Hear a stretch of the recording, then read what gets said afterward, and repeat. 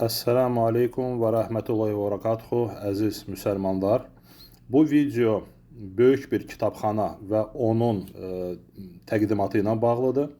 Kitabxana harada yerləşir, saat neçədən neçəyə işdir və s. onları axırda inşallah deyəcəm. İstəyirəm əvvəldən kitabxananın əsas məsələlərini sizə ərz edeyim. Xüsusən də kitab sevənlər üçün bu çox maraqlı video ola bilər. Başlayaq. Videonu mən özüm çəkiliş eləmişəm, gəzərək çəkirəm. Sadəcə kitabxanada səs-küy, səsli danışmaq düzgün deyil deyə sonradan səsi videonun üstünə qoyaraq videonu hazırlayıb sizə təqdim edirəm.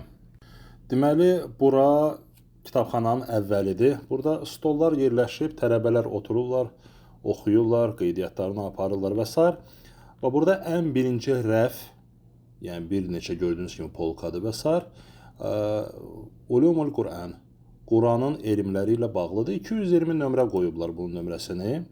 Və indi kitablarda da göstərəcəm ki, onlar orada kitablarda da qeyd edirlər onu ki, sabah kitabları tapa bilsin, yerinə qoya bilsinlər. Mən indi burada videoda əlimlə o rəqəmi işarə edəcəm. Yəni bu mühüm məsələdir nəyə görə? Çünki ola bilsin ki, kitabı kimsə yerinə qoymasın, administrasiya düzgün sonra yerə qaytara bilsin kitabı. Burada indi bir kitab mənim fikrimi cəlb edəcək. Məsələ odur ki, özüm axtarıram belə bir kitab. Əsbəb-ün nuzul, yəni ayələrin nazil olma səbəbləri izahat edən kitab. Və burada bir dənəsi belə kitab tapdım, Muharrar. Maraqlı bir ədəbiyyata oxşayır, məşhur nəşriyyatdan. Yəni, belə kitablar burada çoxdur, yəni kifayət qədər. Ümumən əsas klassik ədəbiyyat hamısı var. Və bura isə təfsir bölümüdür. Bunlar hamısı gördükləriniz İbn Kəsirin təfsirləridir. Fərqli nəşriyyatlar, fərqli formatda böyük balaca kitab. Sözsüz ki, bu kitablar içərisində müəyyən şeylərlə fərqlənirlər bir-birinə görə. Ona görə də cildləri fərqlidir. Nə ilə fərqlənə bilərlər? Məsələn, İsrailiyyat xəbərləri birində ola bilər, o birisində çıxarıla bilər. Və məsələn, hardasa hədis gələndə onun təhqiqi, təxrici və müəyyən onunla bağlı məsələlər toxunula bilər kitabda və bu məsələlər kitabda yer aldıqca kitab biraz genişlənir. Belə bir məsələlər var. İndi şəkillər olaraq görürsünüz, bəzi kitabların şəkillərini xüsusi çəkmişəm, görəsiniz. Məsələn, burada görürsünüz, o belə qırmızı rəngə daha yaxın olan rəngdə kitablar. Bu məşhur kitabdır, Umdatu Təfsir. Yəni Əhməd Şəkirin təhqiqi iləndir. Qardaşlarımızın arasında da ən məşhuru budur. Hal-hazırda Azərbaycanda da tərcümə olunan Quranın təfsiri, hansını ki Eyşən Şəkərov və başqa qardaşlar edirlər, Allah onlardan razı olsun. Bax, inşallah ki, bu kitabın əsasında baş verir. İnşallah ki, bax budur.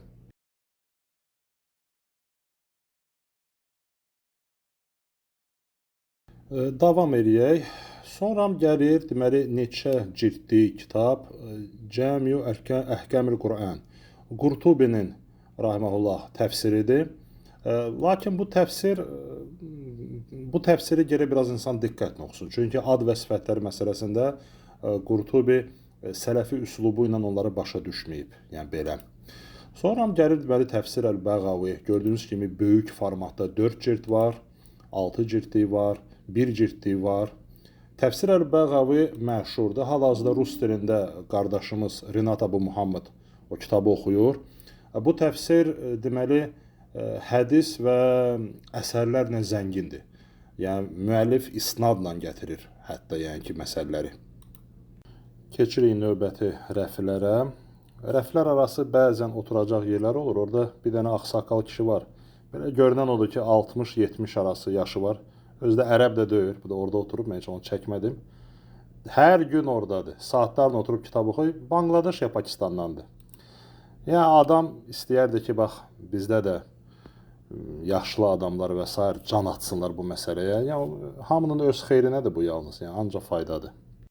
Burada isə deməli, fərqli dillərdə şəriət kitabları, Quran və hədislər və s. Yəni, burada fərqli dillərdə. Bizim dildə olan kitablardan görmədim, açığı deyim, amma ingilis dilində və s. yəni kitablar mövcuddur. Çünki xaricilər ora gəlir. Yəni mən özüm rus dilli adamları görmüşəm. Ümumiyyətlə rus dilli qardaşlarım bir çoxu elm almağa yəni hərisdir. Yəni daima görürəm. Yəni məsciddə mi olsun, dərslərdə və sair və lax, yəni kitabxanada belə. Allah bərəkət versin. Keçirik növbəti, deməli, rəfə mustalah hədis, hədislərin terminologiyası, hədis elmi. Burada indi bir kitaba telefonu yönləndirəcəm. Neçə ciltli uzun kitabdır. Alimin adı Əl-Mizzidir. Yəni çox məşhur alimdir, amma belə adi sıravi qardaşların əksəriyyəti bu adı eşitmir. Çünki bu alim məşhurlaşmışdı ravilər barədə kitabları ilə və s. və bu kitab təxminən 31 cilddir, yəni şəklini çəkib qoymuşam. Ravilərlə bağlıdır ki, hansı ravi misal ki siqadır, yəni ki çox etibarlı və s. hansı saduq sayılır, kimə yalançı sözü deyiblər və s. Bunlar çox mühüm məsələlərdir. Hədisin isnadının araşdırılması məsələsində. Mühəddislər yəni bu kitablara daima müraciət edirlər.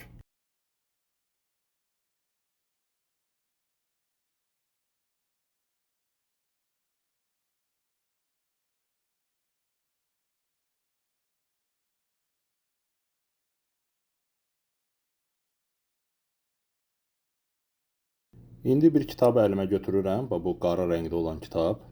İbn Həcərin məşhur kitablarından biridir. Deməli, bu kitab ravilər barədə məlumatlarla doludur. Təxminən, yəni mən hesablamışdım, səhv etmirəmsə 8000-9000 arası ravi barədə məlumat var. Yenə də mühəddislərin istifadə etdiyi kitablardır və İbn Həcər özü bu sahənin elə bir ki, belə də ən görkəmli alimlərindən biri olub.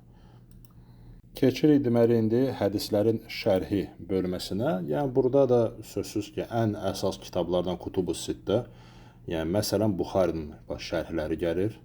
Görürsüz, fərqli nəşriyyatlar, biri qısa cildlər, biri uzun cild, böyük formatda kitab, standart format, yəni belə.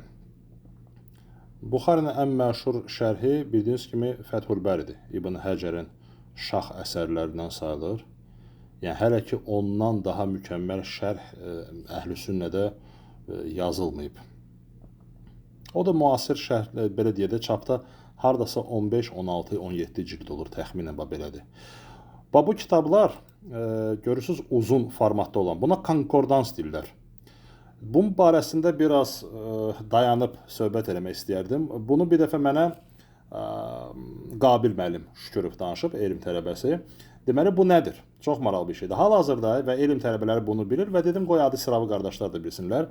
Hansısa hədisin, hansı sözü, misal üçün hədis, lə yu'minu əhədukum həttə və hədisin sonuna qədər gedir. Misal üçün, haradasa hansısa hədisdə lə yu'minu, iman gətirməz, o kəs və s. Bu söz hansı hədisdə keçir? Proqramlar var bugün telefonla, yazırsan və sənə siyahı verir. Bu söz harada keçib? Bax, yəni belə deyək də, bu axtarış sistemidir. Qabaqlar bir axtarış sistemi olmayıb baxı və bir insan da bilmək istəyir ki, bax bu söz harada keçir, hansı hədislərdə, hansı nömrəli, hansı kitabda və s. Bu konkordans odur.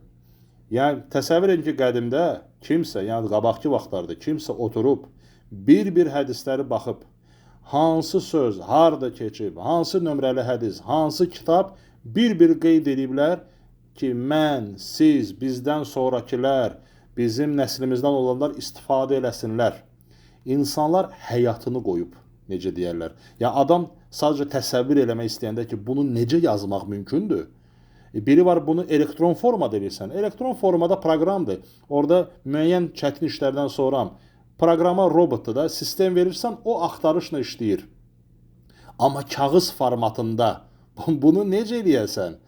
Bu ifadə ola bilsin ki, 100 dənə hədisdə keçir, hamısını orada qeyd edirlər. Səhih Buxari nömrə 1, 5, 702, 1575-ci hədis, keçdi Sunan İbn Məcəz, sonra keçdi Sunan Tirmiziyə.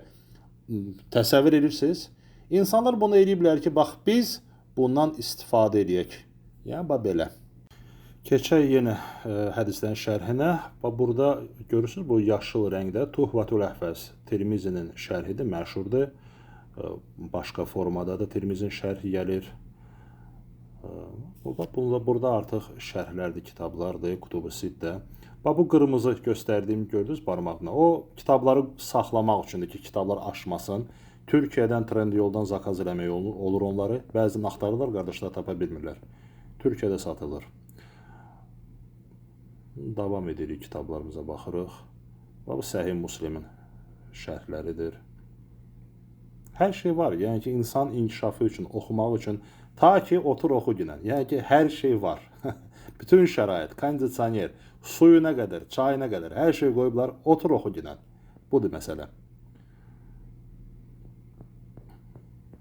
Təxminən 20-25 min kitab var bu kitabxanada. Yəni məndə olan məlumata əsasən təxminən bu qədərdir.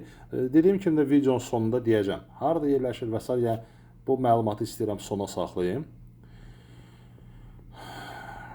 Ümumiyyətlə adam belə baxanda bu kitablara, yəni bir xoşbaxtçılıq hissi keçirirsən ki, əhl-i sünnədənsən. Yəni zənginlik var, isnad elmi var. Bu çox mühüm məsələlərdir. Bunun qədrini bilmək lazımdır. Allah hamımızı sabit eləsin bu yolda. Bir neçə kitab barədə də danışacağıq. Videomuz birazdan bitəcək. Deməli, növbəti burada rəflərdə indi Umdatul Əhkəm gəlməlidir. Onu sizə göstərəcəm. Görürsünüz, ortada yaşıl kitab. Bu Umdatul Əhkəmin müasir şərhidir. Sonra Umdatul Əhkəmin burada başqa şərhləri də gəlir.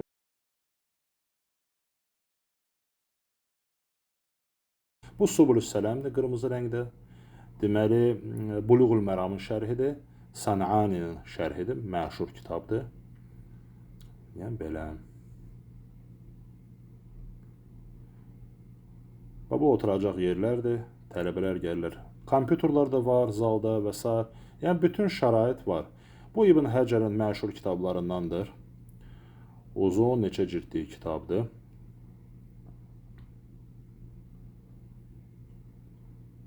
Və axırda indi Şeyx Albani'nin məşhur şah əsərlərinə sayılan İrva kitabı gəlir. 2 dənədir, yəni görürsünüz, 9 cild, 9 cild. Yəni birdən kiməsə lazım oldu, kimsə istifadə edəcək, başqa adam da istifadə edə bilsin. Və kitabxana axıra kimi də gedir. Yəni ki, orada məzhəb kitabları və s. Yəni İslamla əlaqəli nə varsa oturacaq yerlər və s. İndi isə məlumat olaraq, yəni ki, bu kitabxana harada yerləşir? Saat neçədən neçəyə qədər işləyir və s. Məkkədə məşhur bir yer var, Ən-Nasım bölgəsi. Əsasən ərəblərin yaşadığı yerdir. Orada məşhur böyük məscid var. Cəmi Racihi Ayşə. Racihi məscidi deyirlər. Demiyorlar, istənilən taksi, yəni ki, bu xidmətdə işləyən adamlar o tanıyırlar. Çünki böyük bir yerdir. Əziziyə yaxın bir yer sayılır. Orada məşhur otellər var. Millennium, Captorn, Park Inn, Four Point və s. Hamısı o məscidin ətrafındadır. Məscidin deməli şəklini də təqdim edirəm. Sonra kitabxananın girişi. Qadınlar üçün kitabxana var yoxsa yox bunu bilmirəm. Yəni bu kitabxanada yalnız kişilər olur.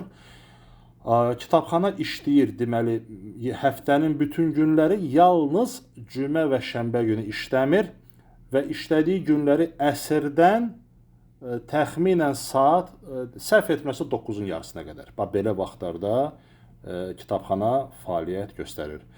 Qardaşlar, Allah hamımıza bərəkət versin. Bizə lazımdır ki, hamımız oxuyaq, bir-birimizdən faydalanaq.